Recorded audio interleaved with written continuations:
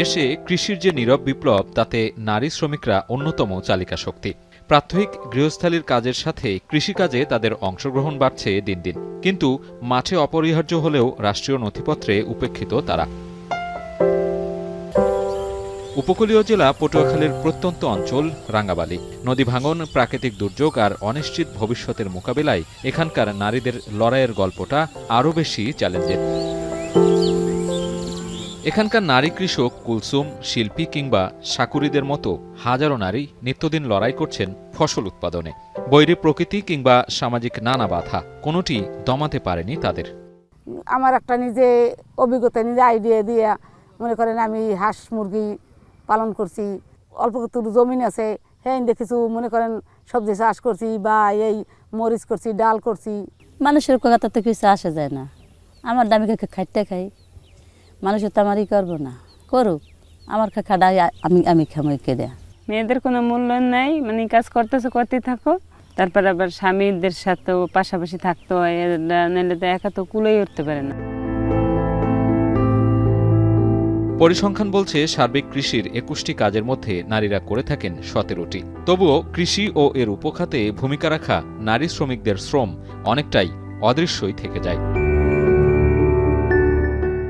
মাঠের কৃষি শ্রমে নারীর অংশগ্রহণ বেশি হলেও জমির মালিকানা, কৃষক হিসেবে স্বীকৃতি ও সহায়তা কাঠামোয় তাদের উপস্থিতি সীমিত।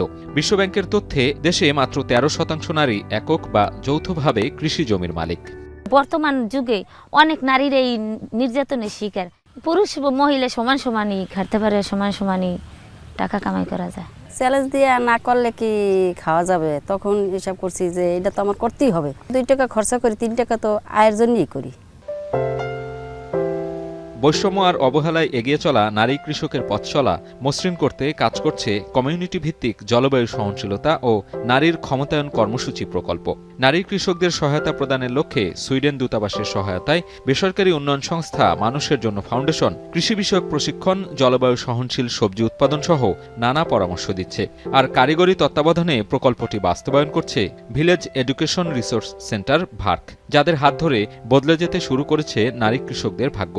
নারীর ক্ষমতায়নের কথা যদি চিন্তা করি, ক্ষমতায়নের প্রথম দিকে যে চিন্তাটা করতে হয় সেটা হচ্ছে অর্থনৈতিক স্বাবলম্বিতা।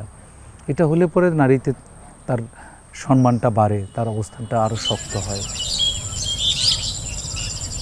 উপজেলা কৃষি বিভাগের তথ্যমতে রাঙ্গাবালী উপজেলায় চলতি বছর ৩০,১৬০ হেক্টর জমিতে চাষাবাদ হয়েছে, আর সেখানে কৃষকের সংখ্যা প্রায় ৩১,০০০। উপজেলা কৃষি কর্মকর্তা বলছেন, নারী কৃষকদের সহায়তায় বেসরকারি প্রকল্পের সাথে সরকারি পর্যায়েও প্রশিক্ষণ থেকে শুরু করে নানা উদ্যোগ নেওয়া হচ্ছে।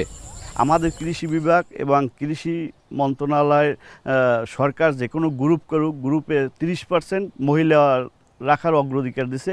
নারীদের পিছনে নিয়ে আমাদের এই দেশ, আমাদের কৃষি বল কোনোটাই আগানো যাবে না। এখন আমাদের তাদেরকে সমান অগ্রাধিকার দেব। বেসরকারি উন্নয়ন সংস্থা মানুষের জন্য ফাউন্ডেশন বলছে, কৃষিখাতে প্রযুক্তিগত ও সামাজিক বাধার কারণে নারী শ্রমিকরা পিছিয়ে আছে। শ্রমবৈষম্য কাটাতে এই খাতের নারী শ্রমিকদের সামাজিক নিরাপত্তা বাড়ানো জরুরি। আমরা এতদিন ক্যাম্পেইন করেছি নারীদের অস্বীকৃত কাজের একটা প্রাতিষ্ঠানিক একটা মর্যাদা দেওয়া, সম্মান দেওয়া, মূল্য ধরা, যেটা হচ্ছে, কিন্তু সেটা শুধু বইতে আর জরিপ করে তো রাখলে হবে না। এটা একদম নিয়ে যেতে হবে নারীর দোরগড়ে, একদম ঘরে। তখন একটা সমাজ, পরিবার বুঝবে যে হ্যাঁ, নারী তো এত অবদান রাখে, তাদের প্রতি এত অবহেলা কেন। কৃষি অর্থনীতিবিদরা বলছেন, কৃষক হিসেবে নারীদের স্বীকৃতি ও তথ্য হালনাগাদ না থাকায় বাড়ছে বৈষম্য।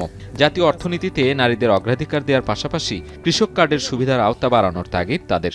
কৃষক হিসেবে তার প্রতিষ্ঠিত হতে গেলে তাদের নিজস্ব একটা জমি থাকতে হবে, প্লাস তাদের প্রযুক্তিগত জ্ঞানগুলি নাই, সেগুলিও তারা পারেন না। আধুনিকায়নের দিকে যাচ্ছি কৃষিতে, সেখানে নারীদেরকে অবশ্যই কৃষক হিসেবে একটা আলাদা ডেজিগনেশন দিয়ে এই কৃষির মধ্যে তাদেরকে অন্তর্ভুক্ত করে ফেলা যেতে পারে।